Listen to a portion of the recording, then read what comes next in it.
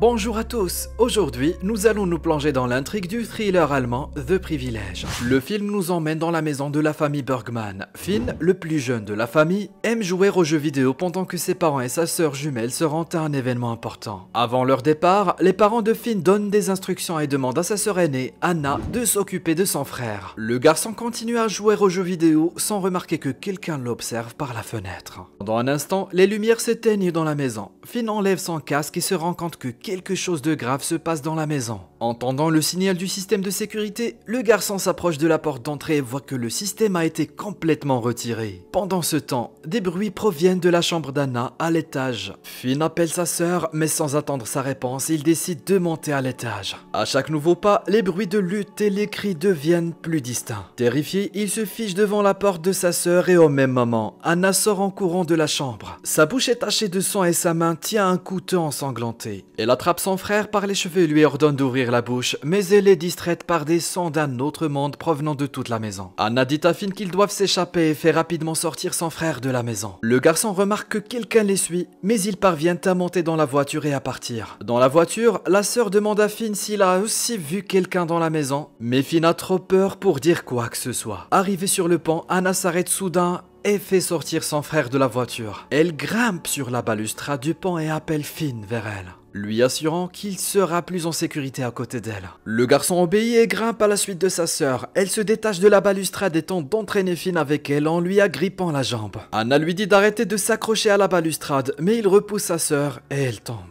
La police et les parents de Finn arrivent bientôt sur les lieux. Les sauveteurs sortent le corps d'Anna de la falaise. Et alors que Finn s'approche de sa sœur morte, il hurle de désespoir. Au même moment, Finn se réveille adolescent dans un fauteuil de médecin. Son corps entier est couvert de fils et de capteurs. Le docteur Stink vient le voir et lui dit que le traumatisme de son enfance a causé des dommages à son cerveau. Ils font quelques tests supplémentaires qui montrent une détérioration de 15% de ses performances. Le docteur donne à Finn de nouveaux médicaments et lui rappelle que c'est un privilège de faire partie de sa famille et lui dit de ne jamais l'oublier. Après la visite chez le médecin, Finn et sa sœur Sophie se rendent à l'école. Sur le chemin, Sophie est interceptée par son petit ami Ramin. Devant, Finn aperçoit sa camarade de classe Samira et la salue timidement. Leur flirt est interrompu par Lena, la meilleure amie de Finn. En cours, les élèves sont informés de l'existence d'un champignon parasite qui pénètre dans le corps des insectes, s'y multiplie et établit un contrôle total sur le cerveau de son porteur. Pendant l'histoire, Lena arrache le téléphone de Finn et demande à Samira de lui donner un rendez-vous. Finn reprend son téléphone, mais à voir le visage de Samira, on dirait que ça ne la dérange pas de sortir avec lui. Dans la soirée, Lena et Finn se faufilent dans la fête d'un camarade de classe. À l'intérieur, tout ce que l'on trouve habituellement dans une fête d'adolescents les attend. Des danses chaotiques, des garçons et des filles qui disparaissent dans les toilettes, et des substances interdites. Lena conseille à son ami d'approcher Samira, sinon c'est elle qui le fera en premier. Un camarade de classe donne un stimulant à Finn. Il le prend et commence à avoir des hallucinations. Il lui semble que tout le monde est couvert de sang et que Samira et Lena se penchent pour s'embrasser. Il s'évanouit et se réveille chez lui. Le lendemain, Finn se rend à l'hôpital pour rendre visite à son grand-père avant une opération. Il demande à son fils de prier pour que son opération soit réussie et qu'ils puissent vivre ensemble un peu plus longtemps. En rentrant de l'hôpital, Finn recommence à avoir des hallucinations. À la maison, il entend accidentellement ses parents parler de son grand-père. Martin, le père de Finn, craint que le vieil homme n'en ait plus pour longtemps à vivre. Yvonne dit que leur fils n'est pas encore prêt pour cela et qu'il pourrait ne pas être capable de faire face à la situation. Mais Martin assure à sa femme que Finn supportera tout, car il est le plus fort de leurs enfants. Le soir, Finn prend les pilules prescrites par le docteur Stink. Après avoir parlé à Lena, il va se coucher. La nuit, il se réveille à cause du bruit. Il sort de sa chambre et voit sa sœur en bas, ses parents en salopette sombre et des inconnus qui les suivent dans le salon. Pour avoir une meilleure vue sur les invités, Finn sort sur la terrasse et continue à regarder ce qui se passe. Il est choqué par ce qu'il voit. Sophie est déshabillée et assise devant une vieille dame en poussette. La vieille dame se déshabille également et s'approche de Sophie pour regarder son corps avec admiration. Finn est armé d'une hache et décide de protéger sa sœur, mais quelqu'un l'assomme. Dès qu'il reprend ses esprits, ses parents lui disent qu'il était à nouveau somnambule.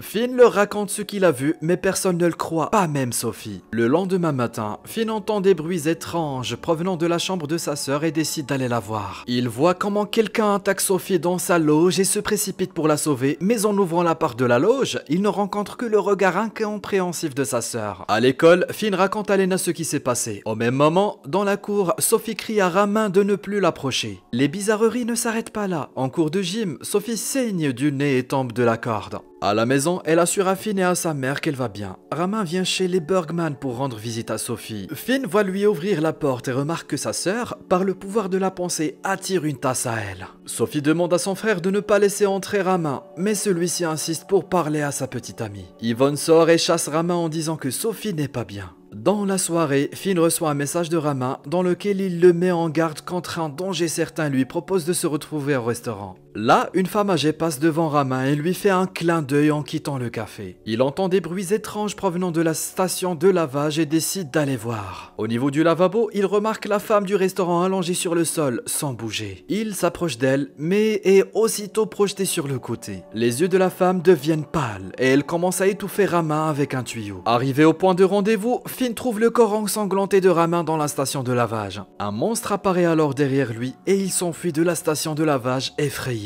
Les policiers qui sont arrivés sur les lieux ne croient pas que Ramin ait été tué et prétendent qu'il s'est suicidé. Finn essaie de montrer la correspondance avec Ramin, mais tous les messages disparaissent. Le commissaire montre des images de vidéosurveillance montrant Finn entrant dans le restaurant peu après Ramin et laissant entendre qu'il pourrait également figurer sur la liste des suspects. Le père de Finn demande à rester seul avec le commissaire, après quoi il informe son fils qu'il a résolu le problème. À la maison, Finn n'arrive pas à dormir après ce qui s'est passé. Il s'apprête à prendre ses pilules, mais à cause de la lumière de sa lampe, il remarque qu'il y a quelque chose à l'intérieur de la capsule. Lorsqu'il coupe la pilule, il découvre un verre à l'intérieur. Finn décide d'apporter ce qu'il a trouvé à l'école, où la maîtresse lui dit qu'il s'agit d'un champignon filamenteux qui pousse sur les cadavres. Elle lui dit de contacter son ami qui pourra lui en dire plus sur ce champignon. Sur internet, Lena trouve des informations selon lesquelles les sorcières utilisaient ce champignon dans leur rituel, croyant qu'il s'agit d'une passerelle vers l'autre monde. À ce moment-là, Samira s'approche de ses amis et dit qu'elle boit aussi ce médicament et demande à Finn de s'entraîner avec elle après l'école. Plus tard, ils vont rencontrer l'ami de leur professeur. Ils sont accueillis par un homme qui demande 50 $ pour l'entrée pour parler à sa mère Eliška. Finn paye et lui montre ensuite le champignon en disant qu'il l'a trouvé dans le médicament que le médecin lui a prescrit. Eliška fait asseoir les invités à la table et regarde Finn dans les yeux. Celui-ci revoit le souvenir de la mort de sa sœur Anna et crache quelque chose d'incompréhensible dans le mouchoir de la femme. Eliška dit qu'il est urgent de sauver Sophie, mais Finn ne la croit pas. Finn reçoit un message de l'hôpital et va voir son grand-père. À l'hôpital, son grand-père lui raconte qu'il était autrefois prêtre et qu'il a sauvé le garçon de la maladie en pratiquant sur lui une sorte d'exorcisme. Avant de l'emmener pour l'opération, il raconte à Finn que les gens croyaient autrefois que des démons vivaient à l'intérieur d'une personne, mais qu'aujourd'hui, ils considèrent cela comme un trouble mental. En regardant l'opération, il a de nouveau des hallucinations. À la maison, Finn rencontre Samira et se rend compte qu'il a complètement oublié ses leçons avec elle. Ses parents se rendent à l'hôpital et il en profite pour pratiquer un exorcisme sur Sophie. Il ne parvient pas à faire sortir Samira et à ce moment-là, Lena et Eliška avec leur fils Yuri arrivent chez lui. Ils décident de commencer la cérémonie afin de la terminer avant l'arrivée de leurs parents. Yuri installe l'équipement nécessaire pour communiquer avec l'esprit et Eliška boit une capsule de médicaments et met un foulard sur sa tête. Yuri leur demande de se tenir la main et de ne regarder l'esprit sous aucun prétexte. Après plusieurs tentatives infructueuses, l'esprit se révèle et attaque Eliška. Il leur dit qu'ils vont tous mourir. Les lumières s'allument soudainement dans la maison et les parents de Finn entrent dans le salon.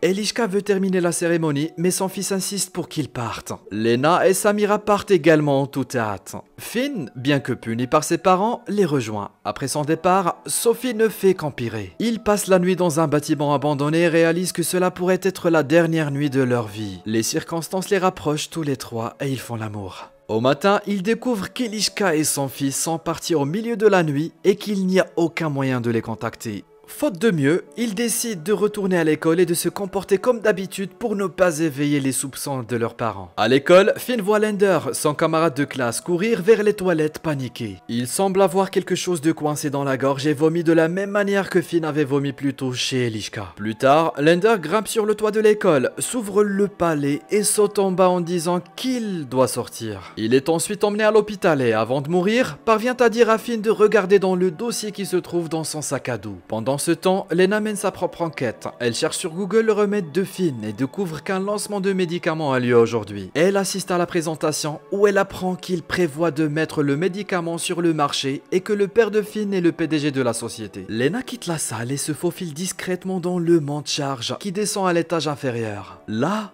elle découvre de nombreux cadavres sur lesquels poussent des champignons parasites qui sont ensuite ramassés par les employés de la société. Profitant de l'instant, elle parvient à s'échapper. Finn et Samira examinent le contenu du dossier et apprennent que Lender est un enfant adopté. Samira dit à Finn que ce n'est rien de spécial puisqu'elle vient aussi d'une famille d'accueil. En cherchant plus loin dans le dossier, il découvre que Finn et Sophie sont également adoptés et que les parents de Samira l'ont vendu lorsqu'elle était enfant. Le père de Lender s'approche d'eux et dit à Finn qu'il a aussi été adopté et que c'est son grand-père qui l'a sauvé d'une maladie dans son enfance. L'homme dit que c'est un privilège d'être l'un des enfants adoptés et que le médicament qu'ils boivent va changer le monde. Pendant ce temps, le grand-père de Finn meurt dans l'un des pavillons. Finn veut s'approcher de lui, mais un médecin arrive derrière lui et lui injecte un agent somnifère. Il se réveille alors attaché dans sa maison avec Samira. Le docteur Stink apparaît dans le salon et emmène Finn dans une pièce secrète où toute sa famille l'attend. Il s'avère que les corps des personnes présentes ont été occupés par des démons et qu'ils le font depuis plusieurs générations de personnes. Comme s'ils étaient sous le charme, la famille lui dit qu'ils l'ont bien préparé et qu'il est maintenant prêt à laisser entrer quelqu'un de spécial dans son corps. Finn remarque son grand-père sur le lit et réalise qu'il va devoir lui donner son corps. On lui tient la bouche, on pratique une incision et on réanime le grand-père à l'aide d'un défibrillateur. À ce moment-là, les démons des corps possédés sortent. Le grand-père de Finn lui saute dessus et commence le processus de transplantation. Mais Lena fait alors irruption dans la pièce, repousse le vieil homme et jette une torche sur les adultes qui ont été aspergés d'essence plus tôt. Il parvient à s'échapper de la maison, mais Sophie les rattrape et demande à Finn de l'aider. Ce dernier répond que ce n'est plus sa sœur et demande à Samira de mettre le pied sur l'essence. À la fin de l'histoire, le trio se trouve sur le pont où tout a commencé. Ils voient un panneau publicitaire pour la drogue et réalisent qu'ils ne peuvent plus faire confiance à personne. Samira se traîne derrière eux et se tourne vers nous, les yeux pâles. Nous réalisons alors que le démon s'est avéré être beaucoup plus proche de Finn et Lena qu'il ne le pensait. Merci à tous d'avoir regardé, abonnez-vous à la chaîne, partagez vos impressions sur le film dans les commentaires, à la prochaine fois.